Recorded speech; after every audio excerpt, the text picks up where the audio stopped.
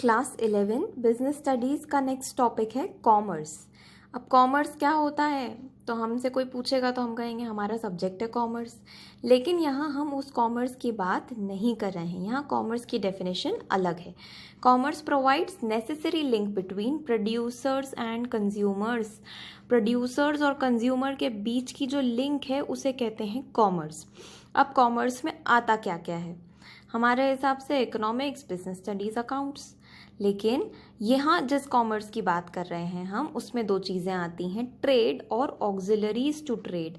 Trade की definition तो हम देखेंगे, इससे पहले हम ऑक्सिलरीज वर्ड का मतलब समझते हैं। ऑक्सिलरीज मतलब सपोर्ट, हेल्प।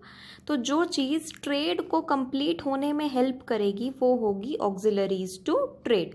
सबसे पहले देखते हैं ट्रेड की डेफिनेशन क्या है। सेल और एक्सचेंज ऑफ गुड्स। अगर आप गुड्स को सेल या परचेज कर रहे हैं तो दैट इज ट्रेड। ट्रेड को डिवाइड कैसे किया जाएगा? ट्रेड ब्रॉडली दो पार्ट्स में डिवाइड होगा, इंटरनल ट्रेड और एक्सटर्नल ट्रेड।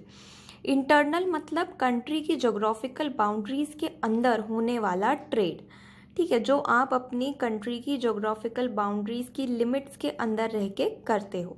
इसको हम और डिवाइड करें तो मिलेगा होलसेल ट्रेड और रिटेल ट्रेड। होलसेल ट्रेड हमें पता है जब बल्क में बाइंग और सेलिंग होती है, और रिटेल ट्रेड मतलब कंज्यूमर अपनी अपनी नीड्स के हिसाब से स्मॉल क्वांटिटी में जब सामान खरीदते हैं। अब बात करते हैं एक्सटर्नल ट्रेड की। इंटरनल मतलब क्या था? कंट्री के अंदर। तो एक्सटर्नल क्या होगा? कंट्री के बाहर। कंट्री के बाहर, ज्योग्राफिकल बाउंड्रीज के बाहर जब आप ट्रेड करते हो तो वो एक्सटर्नल ट्रेड है। तीन पार्ट्स में डिवाइड होगा। इंपोर्ट पता है हमें, एक्सपोर्ट पता है हमें, थर्ड चीज़ आती है इंटरपोर्ट। इंटरपोर्ट को हम एग्जाम्पल के थ्रू समझेंगे क्या होता है ये। इंपोर्ट और एक्सपोर्ट हमें ऑलरेडी पता है। तीन कंट्रीज़ हैं, अमेरिका, इंडिया और जापान। देखो, इंडिया क्या कर रहा है? अमेरिका से सामान इंपोर्ट कर रहा है, और यही सामान ऐसा का ऐसा वो कहाँ एक्सपोर्ट कर रहा है? जापान को। तो इसकी डेफिनेशन ये होती है, when you import goods for the purpose of exporting it to other country is known as entrepot. आप अपने कंजम्पशन के लिए इम्पोर्ट नहीं कर रहे हैं, आप जिस कंट्री से इम्पोर्ट कर रहे हैं उस कंट्री से आप सामान अपने कंजम्पशन के लिए नहीं मंगवा रहे हैं, आप दूसरी कंट्री में एक्सपोर्ट कर देंगे उस प्रोडक्ट को, तो वो इंटरपोर्ट हो जाएगा। When you import goods from one country to export it to another country, यहाँ इंडिया का खुद के कंजम्पशन का कोई रोल नहीं है, वो गुड्स मंगवाएगा और ऐसे के ऐसे गुड्स जापान को एक्सपोर्ट कर देगा। इसको कहते हैं इंटरपोर्ट। अब ये बात हुई ट्रेड की। अब हम आते हैं ऑक्सिलरीज टू ट्रेड पे। ऑक्सिलरी वर्ब होता है ना, ग्रामर में हमने पढ़ा है ऑक्सिलरी वर्ब, जिसको हम हेल्पिंग वर्ब कहते हैं। तो अब हम उन चीज़ों को देखेंगे जो ट्रेड की हेल्प करते हैं। सबसे पहला है ट्रांसपोर्ट एंड कम्युनिकेशन, सेकेंड है banking and finance, third insurance, fourth warehousing और फिफ्थ है एडवर्टाइजिंग। इनको डिटेल में देखने से पहले हम दो पॉइंट्स देख लेते हैं ऑक्सिलरीज टू ट्रेड के बारे में। Activities meant for assisting, assisting मतलब helping, activities meant for assisting trade are known as auxiliaries to trade. जो भी एक्टिविटीज़ ट्रेड की हेल्प करेंगी वो ऑक्सिलरीज टू ट्रेड हैं। These activities help in removing various hindrances, hindrances मतलब obstacles, रुकावटें, ठीक है, which arise in production and distribution of goods। goods के production और distribution में जो भी obstacles आ रहे हैं, hurdles आ रहे हैं, उस प्रॉब्लम को सॉल्व कौन करेगा? Auxiliaries to trade. अब हम इन सारी ऑक्सिलरीज टू ट्रेड को थोड़ा सा डिटेल में देखते हैं। सबसे पहले ट्रांसपोर्ट एंड कम्युनिकेशन। ट्रांसपोर्ट मतलब गुड्स का movement from one place to another, ये डेफिनेशन हम बचपन से पढ़ते आ रहे हैं। Transport facilitates movement of goods from one place to another.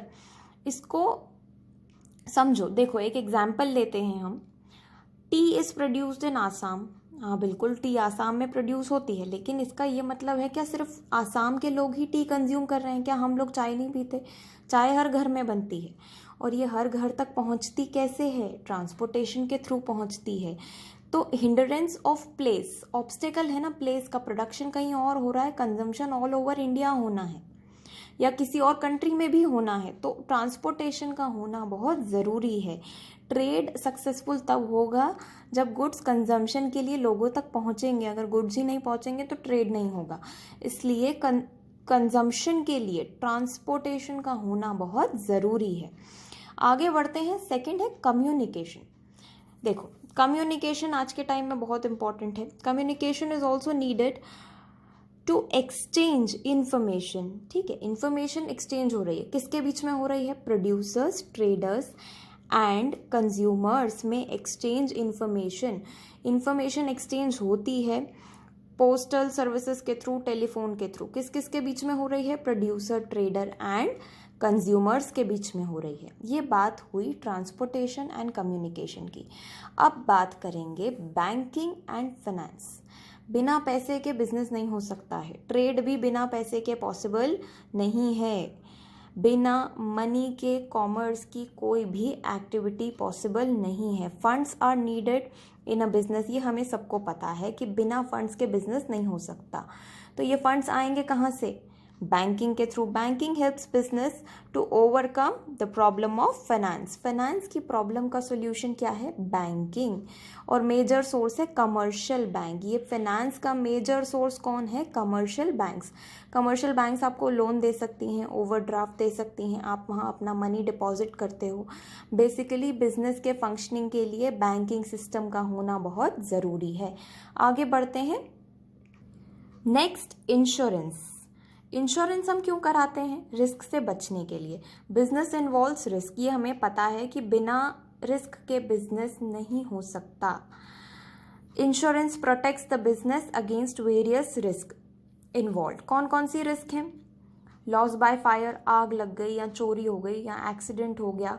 आपके स्टाफ को भी काम करते वक्त अगर कोई इंजरी हो गई या कोई डैमेज हुआ तो उससे आपको प्रोटेक्ट कौन करेगा? इंश्योरेंस। आप इंश्योरेंस प्रीमियम भरो। इन केस अगर कोई हजार्ड है या कोई प्रॉब्लम है, कोई भी लॉस बाय फायर या थेफ्ट, कोई भी सिचुएशन आई है, रिस्क आया है, तो प्रोटेक्शन किससे मिलेगा? इंश्योरेंस से मिलेगा। इन सारे केसेस में इंश्योरेंस आपकी हेल्प करेगा।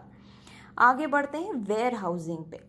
वेयर हाउसिंग बेसिकली स्टोरेज के लिए है। देखो, गुड्स अगर प्रोड्यूस हो रहे हैं तो ज़रूरी नहीं है कि जिस दिन प्रोड्यूस हुए हैं उस दिन ही इमीडिएटली कंजम्पशन के लिए उनकी डिमांड आ जाएगी।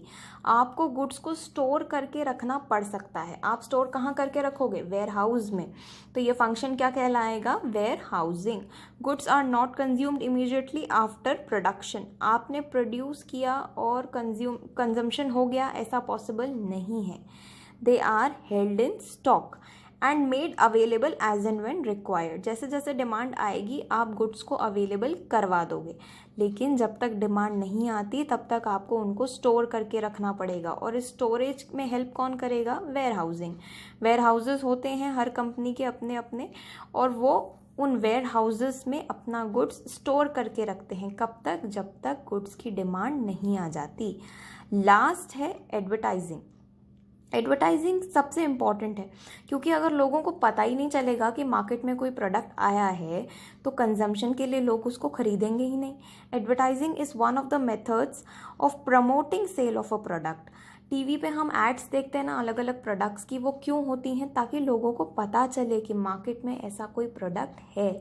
अगर लोगों के पास इन्फॉर्मेशन ही नहीं है तो वो डिमांड भी नहीं आएगी। डिमांड क्रिएट करने के लिए इन्फॉर्मेशन लोगों तक पहुंचाना बहुत ज़रूरी होता है।